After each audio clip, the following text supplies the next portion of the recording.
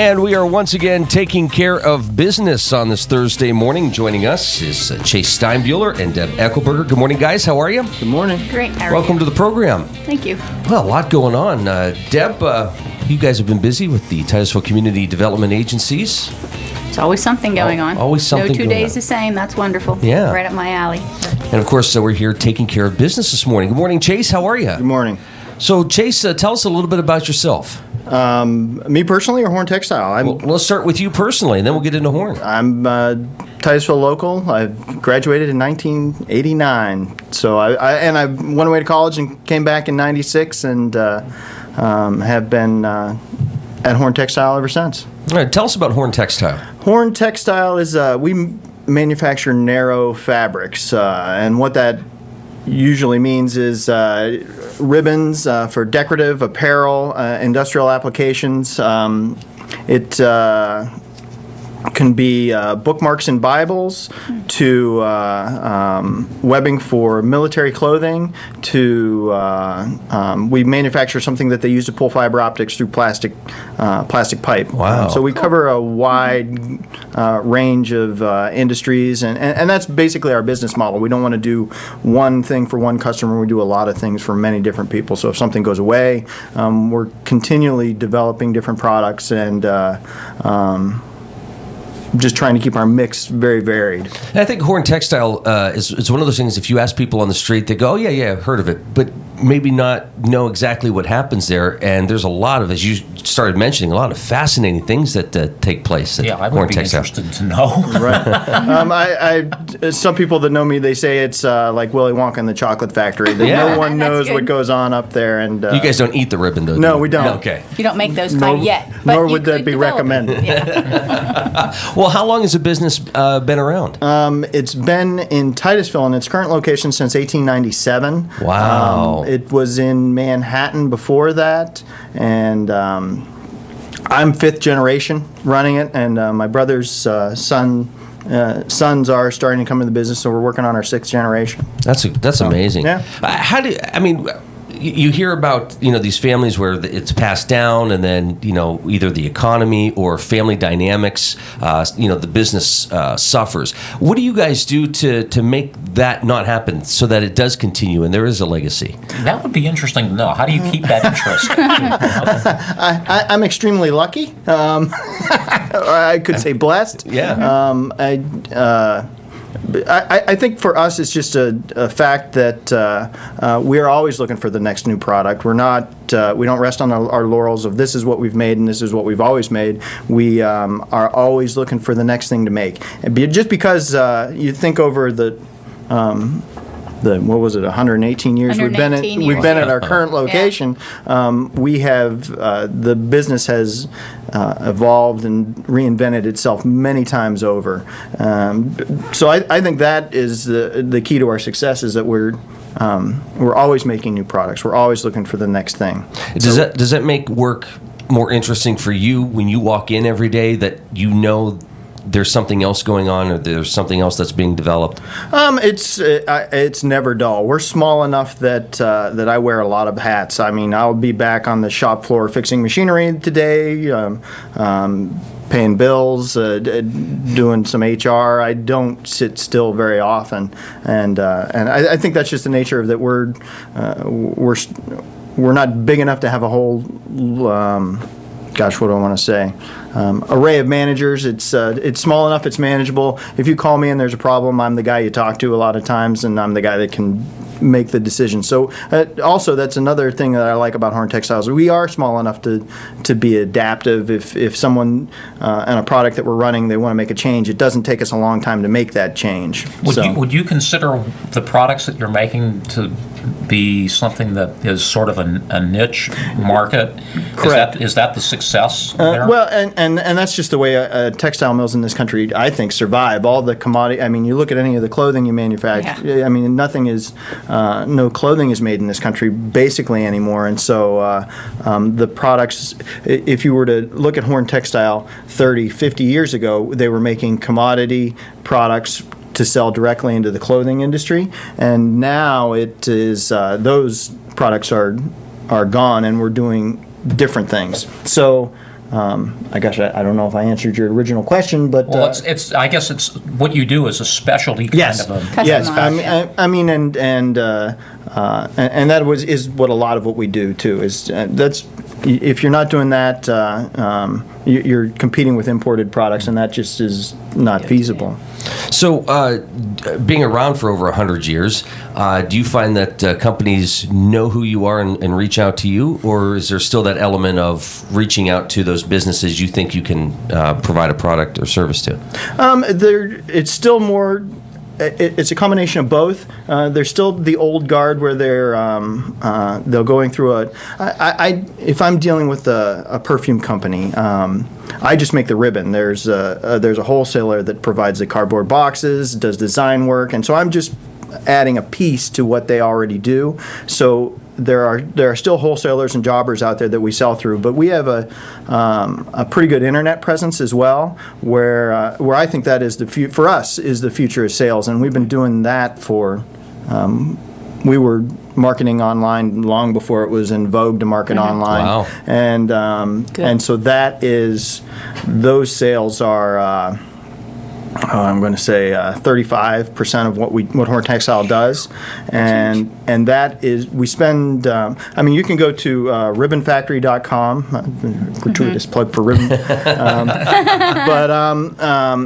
and you can portal. You can buy $20 worth of ribbon, and we've had people come through that buy hundreds and thousands of dollars worth of ribbon. And so I spend a lot of money to market online, because I think that's the future of the sales in my industry. As the old guard kind of passes away, if you're looking for something, where do you go? You go to online search, you go to Google, you go to Bing.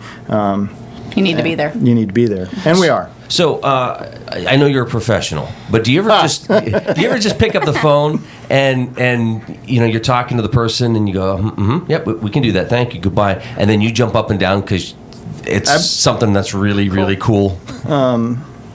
Define really cool. What I think is really cool, and but do you ever think, oh my gosh, our ribbon's going to be on this product or associated with this product or brand? We used to do all the ribbon on the Patron's tequila bottle, that Yes. little green ribbon. Yeah. We don't do that anymore, but Something like that. I mean, after that conversation, did you just go, oh, this is kind of neat? I hate to say it, but I like the industrial customers a little better than the retail. Designers want the color to be this way or that way, right. and the industry guys, they say, I love selling our webbing that we use to pull fiber optics through plastic duct, because it's That has to be pretty durable stuff. It's an easy process. It's not. I won't say easy. If you were to come and look at it, you'd probably say it's a complicated process. But out of all the things we do, that I take yarn and I turn it into a product that can go out the door, it's the least amount of steps in my building. And how Horn Textile works is we usually get yarn in on spools. And we turn that into something that you can weave, and then you weave it, store it, and then you dye it through a dye range, and then have to dry it, finish it, put it on spools, and so that process can, from start to finish, be a couple months. Wow. So to turn yarn into a finished product that goes out the door. I know a lot of stuff about a few things, or maybe just the opposite. Yes, he does. Yeah. Yes, he does. And I'm gonna I'm gonna show a little bit of ignorance here, I guess. But I didn't know that there was an industrial use for ribbon or ribbon products. Well, it's. I'll take military webbing for an example. Is I take a ribbon and I sell it to somebody that is putting military clothing together, and so I'm selling him in bulk the ribbon that he is cutting and then putting it into a piece of clothing, rather I see. than if you were to go to if we were to drive out to Walmart and you see the ribbon that's on their shelves that they're selling 3 yards at a time, which is more. I would say a crafter's end side of it, rather than selling it in bulk into an industrial manufacturing process. I guess that's what I mean when I say that. Well, I mean, that's a real insight to me, because I didn't realize that. I really didn't know. So what happens into the new year and the future at Horn Textile? What sort of things are you guys working on? We are always. I've got some new products that I'm working on. I mean, do you guys sit around a table and think, okay, what are some areas we can grow into, or what are some products we could develop? Yes, but usually it's someone is bringing something to us that maybe a little spin, a little something different than we did before, and so we'll work on developing those products. So right now we're extremely busy, which is we shut down between Christmas and New Year's, and so we're working for the holidays. But other than that, it's. I mean, January will hit, and you guys are right back up and running. Oh yeah, January 4 will the phone will be ringing off the hook. And right now it's our military applications, our military webbings, and we've spent the last year. One of our wholesalers came through with. Just a little more military items, and so we've been growing that area of our business. And the military goes through waves. They want what they want, and they want it now, and then they'll disappear for 6 months at a time. So right now we're in a phase where they want it, and they want it now, and so we're scrambling to get those done. And so we've allocated more of our resources to running those products. But we've got a couple items in the works that we're pretty excited about, that we're debuting on our website probably in the new year, and that could be it could be good, it could be a flop, I don't know. I mean, we're doing that kind of thing all the time, though. Do you ever, when somebody calls you and they order something from you, do you ever get that final product sent to you as a gift or as something just to have? Sometimes. There are a lot of times that I send ribbon to the world and someone says, well, what did they use that for? And I don't know the end use in a lot of respects. So, but no, not a lot of people.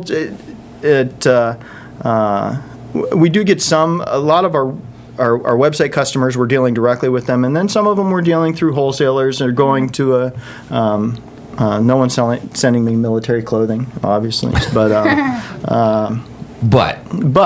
I could if I wanted. Yeah, you want something, Luke? You looking for an item? Yeah, that'd be nice. Well, no. Okay. What did you guys used to do? You said the green ribbons for the Patron's tequila. Yeah, for the tequila. So did they ever send you a bottle of tequila? Oh yeah, we had a couple bottles of tequila that disappeared mysteriously. Yeah. Sometimes it's what it takes to get through the holidays. Right. Yeah, really. Really getting into the spirits. Yeah. So. Talk a little bit about the employees that you have and sort of the departments that you have at Horn Textile.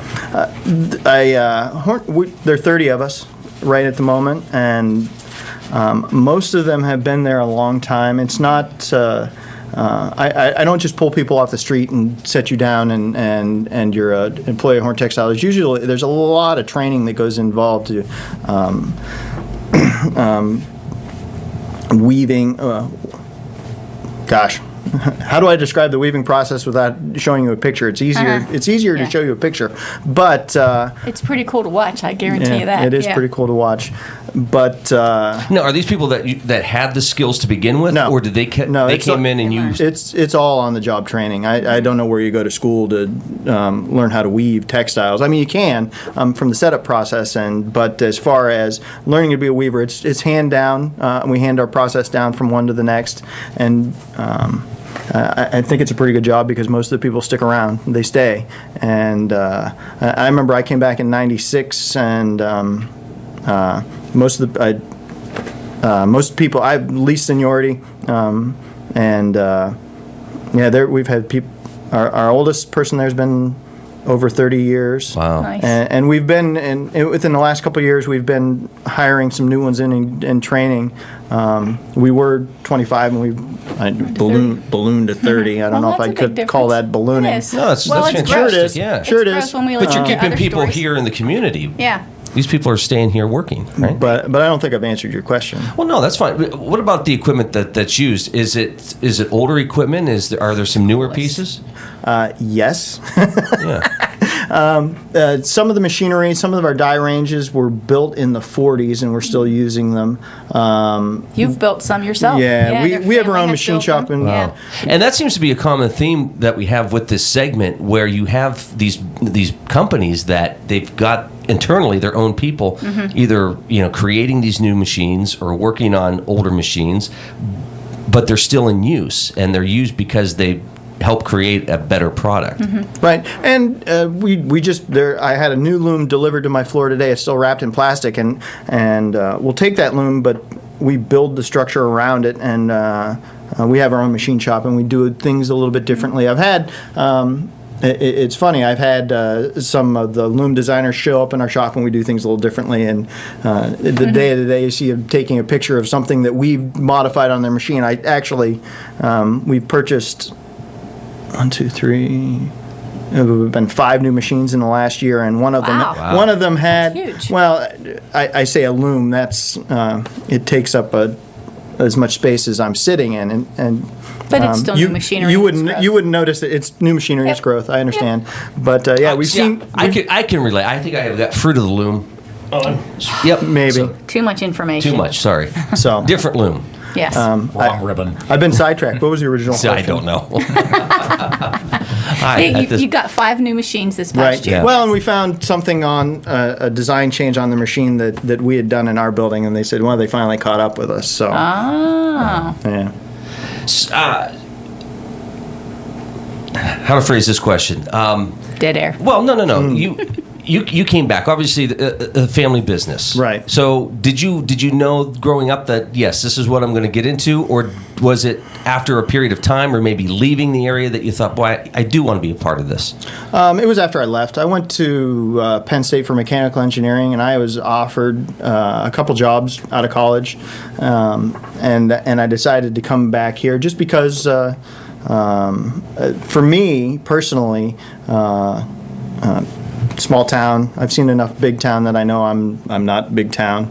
I drove through Titusville today to get here and had to go through the school to get here, and I think traffic delays this morning were what, 5 minutes? 5 minutes, Yeah. exactly. Well, my commute is directly from my house to the building. It's a mile, and there are 2 stop signs. So I knew very quickly that I wanted to be where I am, and the opportunities were better for me to come back and be at Horn Textile. So We're very glad you did. yes, We are. Now, part of that though, did you feel any responsibility of saying, boy, it is nice being back here and back into the small town? Maybe I need to get involved. Maybe there's a way to lend my expertise. I have this knowledge. I've gone out. Yeah. my expertise. Degree. Yeah. I Or did you feel like, boy, you know what? Now my generation needs to step up and become leaders in the community. I'm much more selfish than that, Luke. Right. I appreciate that you would think that I'm that civic minded, but I came back more for the opportunity was here. Well, for yeah, me. but no. As you Now? came back and worked, now as time has gone on, did you think, boy, now I can give a little bit more? Oh yeah, absolutely. I employ 30 families in the community, and I offer a good job, and I hate to say that we're a family, but we're. I think we're pretty good to each other, but I also feel that if I treat people well, they'll treat me well. Absolutely. And the employees I have are the reason Horn Textile works. If they all disappeared tomorrow, I'd be in trouble. So you've said 118 years in this current location. in this yes. current location. That's amazing. And there's a wonderful history written on ribbonfactory.com that kind of tells about how it came from Manhattan, what it just kind of gives you a general overview of the scope of Horn Textile over the last 100 years. What was your earliest memories of being in the factory? I used to roller skate in the factory as a child. Did you? Oh, yeah. really? That's cool. And there's probably some employees up there that would say they remember the little snot-nosed kid that I was roller skating through I didn't have a care for what they were doing. Well, it still has that beautiful wooden floor in there. Yeah, That is, it's a 100-year-old wooden floor. Really? It is And gorgeous. the main structure has beams that are 16-inch beams that hold the ceiling up. They don't build it. It's impressive. The brick is on the building is 3 layers thick. It's just a fantastic old building until you get the heating bill. But Oh, yeah. But a building like that is worth the money and the uptake, right? It's fun. It's fun. I get to do what I do and live in Titusville. And Tell us again how folks can find you, and kind of, again, just hint at some of the things they'll find by going to the website. Can somebody stop up and visit with you, or do you prefer them not to do that? oh no, we sell out of our retail store. It's not over the years we've kind of most people show up and there are mill ends. There's a box of mill ends that people go through for I root crafting. through them. I do it all the time. And so people stop up all the time, but the majority of the people go to ribbonfactory.com, and that is where most of our sales go to.